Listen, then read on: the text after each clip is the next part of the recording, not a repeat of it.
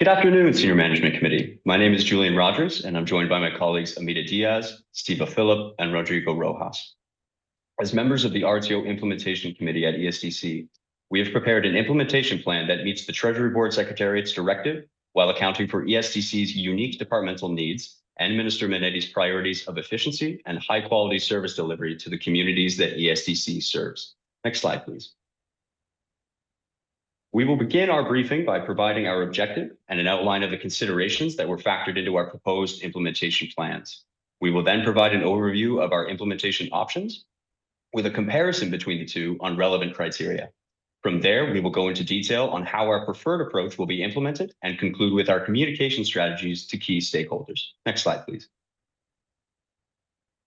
Our objective through this presentation today is to lay out a strategy for ESDC to implement the TBS directive in a manner that meets two conditions. First, that ESDC operations and service delivery are optimized while minimizing the expected backlash from public servants. And second, that the current tensions between workers and management are mitigated and a foundation is laid for creating an ethical workplace culture in the long term. Next slide, please. In designing our implementation options, our team accounted for several considerations. First, we assessed how public servants will respond to the social media directive. It is important to remember that this policy for public servants' use of social media already exists. The directive on service and digital clearly explains that under Appendix B, using government devices in a manner that breaches the employee's duty of loyalty, that is, to refrain from publicly criticizing the government, is prohibited. The duty of loyalty is embedded in the values and ethics code that all public servants must adhere to as a condition of their employment, and it is clearly explained in the ESDC Code of Conduct, which is readily available to all ESDC employees. Furthermore, the directive on service and digital states that regardless of the device, the use of government networks to publicly comment on government policies, unless otherwise authorized, violates this directive. The ultimate goal of this new directive is to make this policy explicit for public servants. The second consideration factors in the logistical realities of mandating workers return to in-person settings. From September 9th of last year to the end of 2024, roughly a quarter of ESDC employees were non-compliant with the RTO requirements of 3 days per week, with departments such as Human Resources found to be the most resistant. Compliance may decline further over the coming months due to the overcapacity of ESDC's office spaces. Adding to this concern, ESDC does not manage its office space. This is the responsibility of Public Services and Procurement Canada. PSPC recently announced it will reduce its office portfolio by 50% over the next decade, which must be accounted for when implementing Recommendation 2 of the TBS directive. While in-person work promotes a more collaborative team environment and can lead to better service delivery, it is crucial to recognize that different public service roles have different responsibilities, which demand tailored workspace needs. With our mandate to deliver services directly to Canadians and our high volume of client interactions, ESDC has a uniquely public-facing role among government departments. This consideration is especially relevant for ESDC's employment and training advisors. While the minister has made it clear that he wants these advisors on the ground in the communities they serve, they have been some of the most vocal opponents of the department's RTO policies. Survey feedback also indicates that they feel a stronger sense of duty to the public they serve and feel that they can do so remotely. Special consideration has to be paid to this segment of ESDC employees. Finally, this plan has to consider the impact of this directive on long-term ethical workplace culture. As you know, relations between management and public servants have been strained since RTO policies were first implemented. Ultimately, this tension stems from a lack of trust between our two groups. Management does not believe that service delivery can be optimized through remote work settings, and public servants do not believe that management is ultimately listening to their concerns. With these considerations in mind, I will turn it over to my colleague Amita to provide an overview of our implementation options.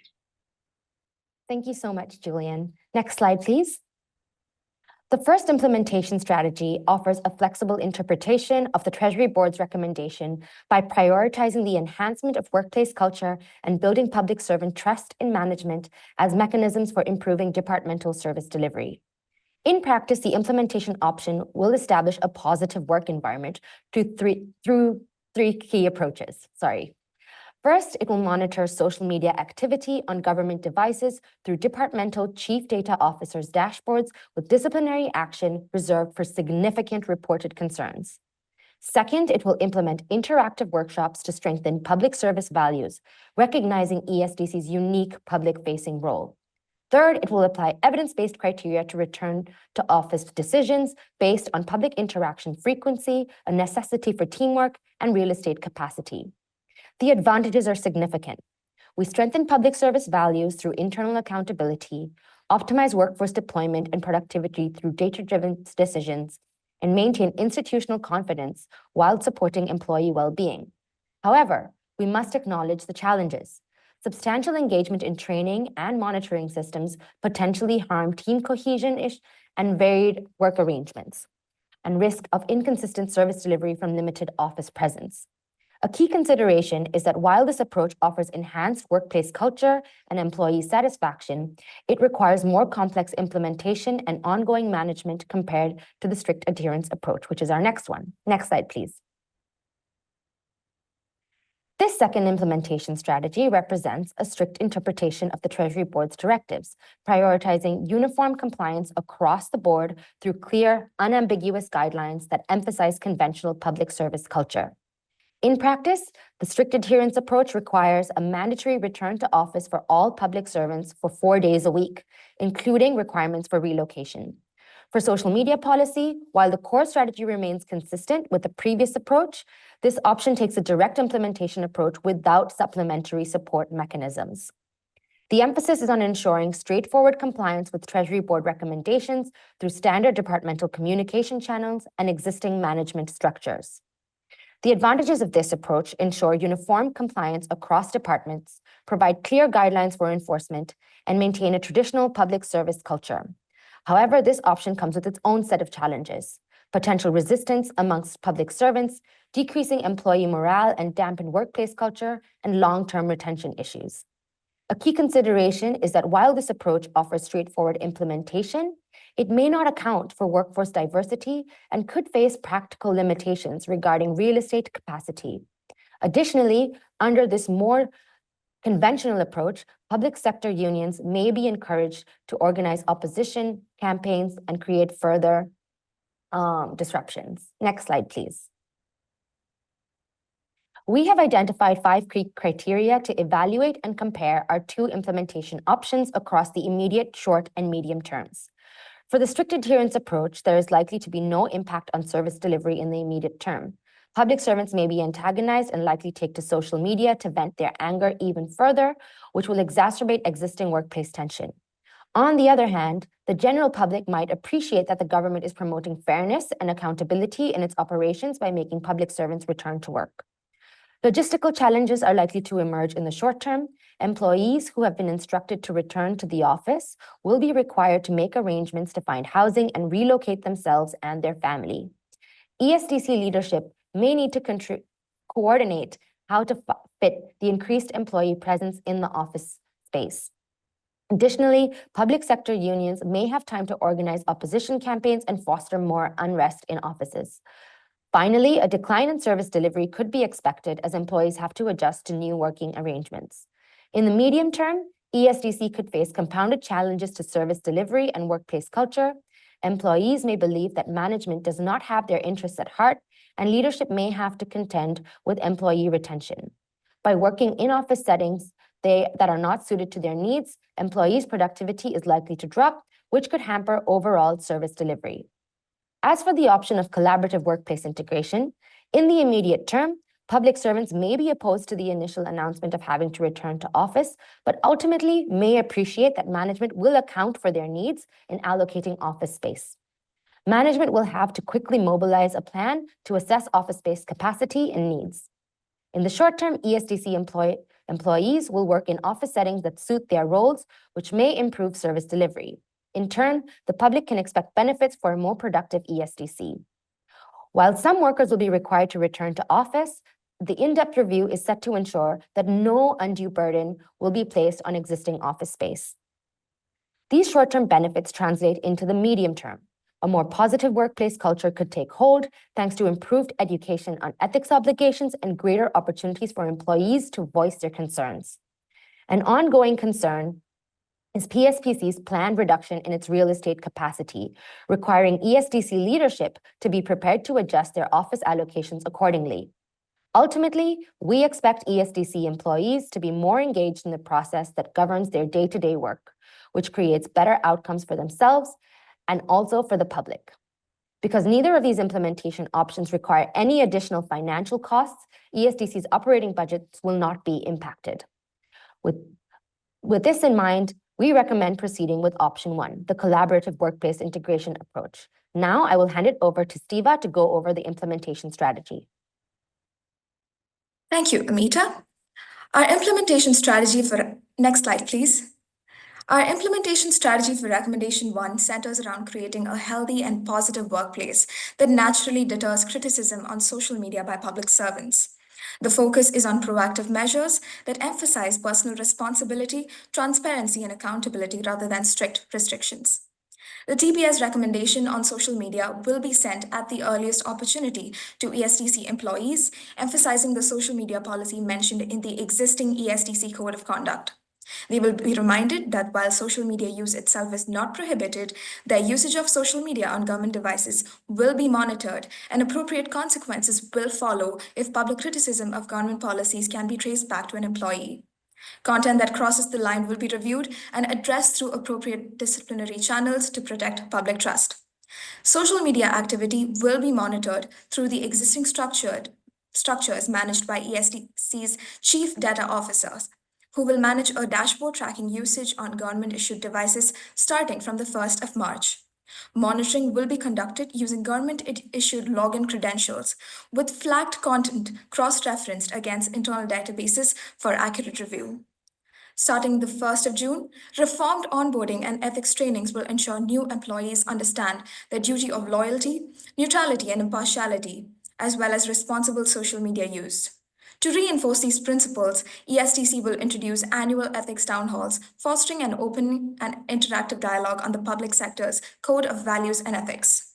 These town halls will provide public servants with increased exposure to ethical standards, encouraging the integration of these principles into personal values.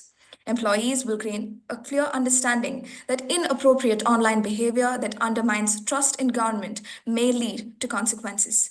Reminders about confidential and accessible channels at ESDC for complaint resolutions will be annually sent out to employees to encourage them to raise concerns internally, reducing the likelihood of frustrations being aired publicly on social media.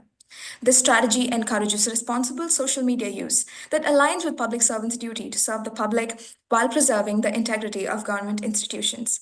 Next slide, please. Our strategy for recommendation 2 ensures that return to office decisions are guided by practical needs, reinforcing trust, fairness, and service excellence. ESDC directors will lead an in-depth review to classify job positions starting on the 1st of March, ensuring office attendance policies align with operational needs rather than a blanket mandate. In accordance with TBS directives, the review will evaluate key factors such as public interaction frequency, the balance between collaborative and independent work, regional office space availability, and existing workspace conditions. This classification will allow directors to develop a structured plan by the 1st of April, outlining which positions will be hybrid and which will remain fully remote. Given the public-facing nature of the employment and training advisors and the demand for the services being provided by them, we can assume that the advisors would be the first to return to office, which aligns with the minister's priorities. The directors will then establish a clear schedule for hybrid employees, defining specific in-office days to ensure consistency and collaboration. These schedules will be finalized and communicated to public servants by the 15th of April. To address office space constraints for the advisors, the review will incorporate a comprehensive workspace assessment aligned with the revised classification of positions. This will facilitate ESDC's engagement with PSPC by the 1st of May, ensuring informed recommendations for appropriate workplace accommodations for in-office employees. The implementation strategy considers the minister's commitment to supporting public servants by ensuring they're placed in work environments that enable both productivity and efficiency. Aligned with the excellence component of the Values and Ethics Code, this approach prioritizes efficient service delivery and employee well-being. Classified hybrid employees will return to office starting the 1st of June. These decisions are based on operational requirements rather than rigid enforcement, reinforcing that employees are being positioned where they can perform at their best. Next slide, please. The proposed approach does not alter the existing TBS Code of Values and Ethics, but rather strengthens its role in shaping a modern, principled public service. By emphasizing internal channels for feedback, employees are encouraged to engage in open, respectful dialogue, ensuring concerns are addressed professionally rather than in public forums. This upholds the principles of integrity and respect for democracy.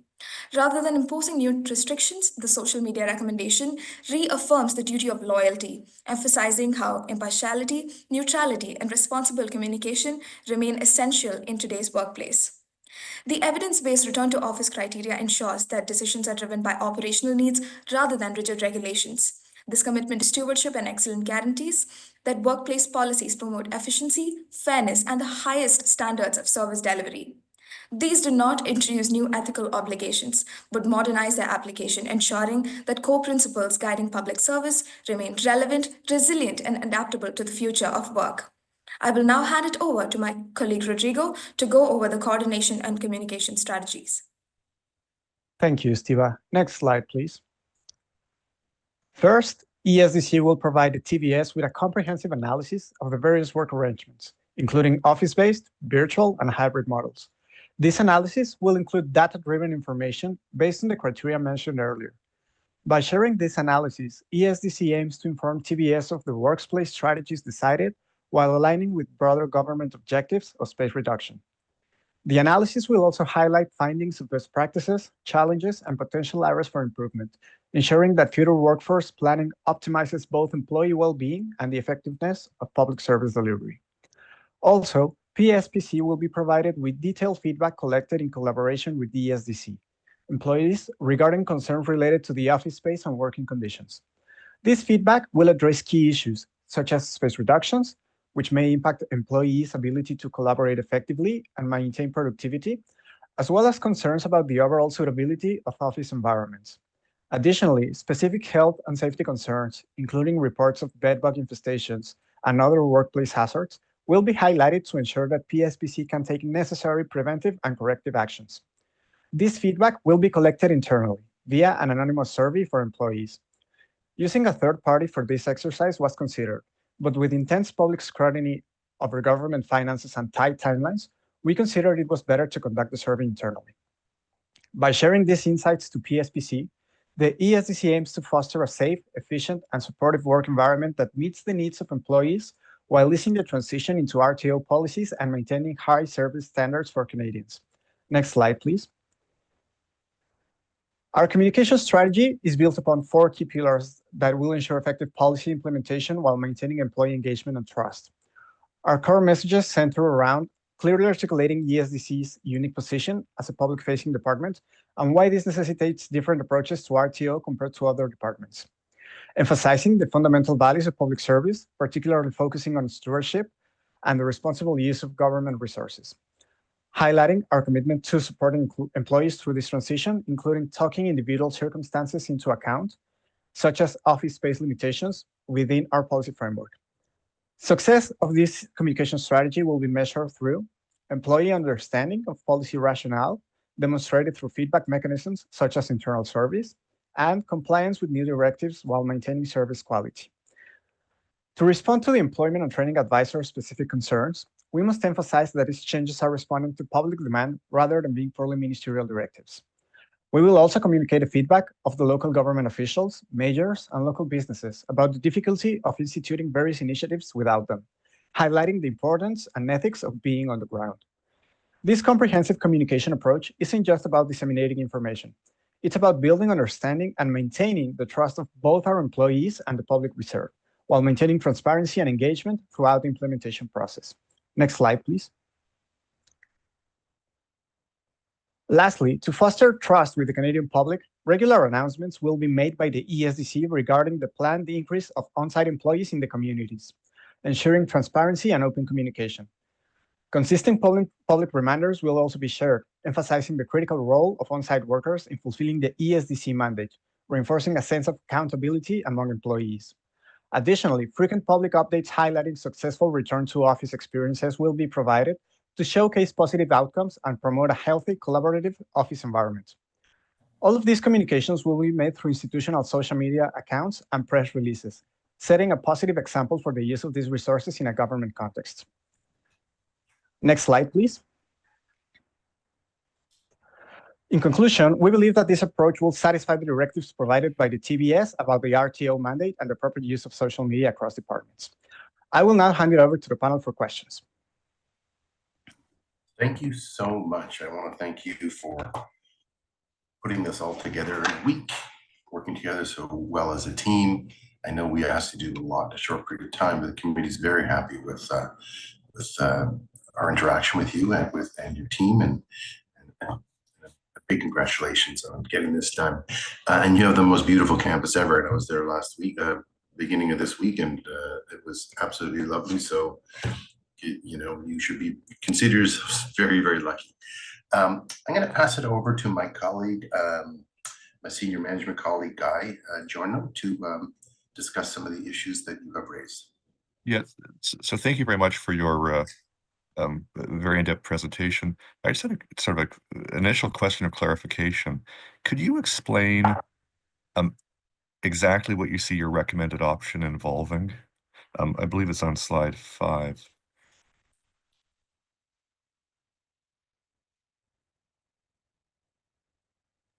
Yes, sorry, can I ask you to clarify the question? What do you mean by involving? What would be done?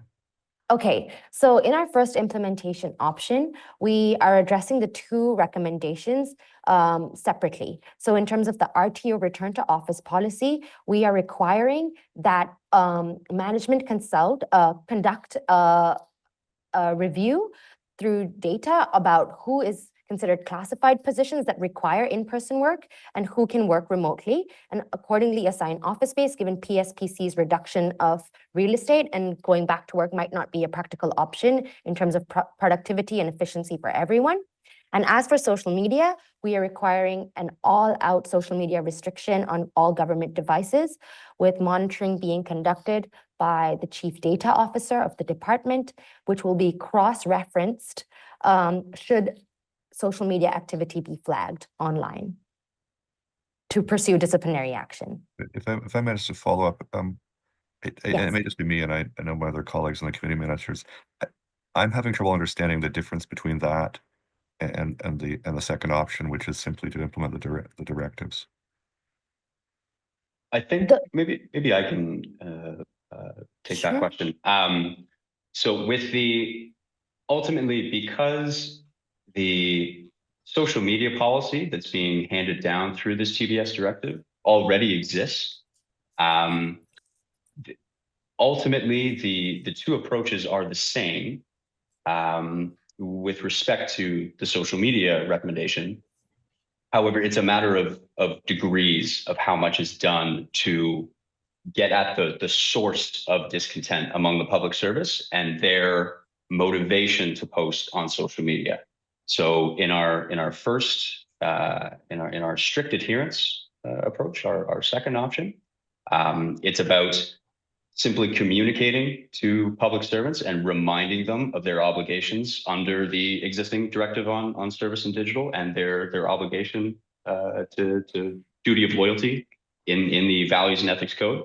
Whereas with the collaborative workplace option, what we're trying to do is actively create a workplace culture where ESDC employees feel comfortable going to their managers and voicing their concerns, as opposed to feeling neglected and going on Reddit and posting there and voicing their concerns where the Canadian public could theoretically access them. So I hope I've clarified the question, but we're happy to provide more detail if that's not clear enough. I think thank you. In the interest of time, I'll hand back to Noah, our head judge. Thanks so much, Guy. Next on our panel, Michael, you have some question for the group? Sure. My question is actually around, I was pleased to see you acknowledging that there's interdepartmental cooperation that's required to make this work. You went beyond ESDC. You mentioned the roles of Treasury Board Secretariat and also of the PSPC. So good for you for acknowledging that it's a bigger puzzle than just one department's pieces. But I wonder if you could provide a little bit of clarity for me on precisely what the challenges are and the issues are around both those organizations' cooperation. Of course. Thank you for your question. Regarding TBS, what we want to communicate effectively to them is how we will handle these two recommendations for coming back to office. Specifically, we will try to make it clear for them that this department is unique in the responsibilities it has by being a very face public department. This means that most of our employees need to be on the ground. However, as the survey indicates in the case that you kindly provided to us, there are some workers that work in administrative departments that believe their job can be done remotely. Internally, we will assess if this is the case with our administrative workers, and we will make sure to communicate to the TBS which is going to be the arrangement we achieve with every kind of worker we have within the department. As for the PSPC, we understand the employees have a lot of concerns about workspace and about working conditions, specifically when they mentioned the bed bug infestation that unfortunately some of them even bring to their own homes.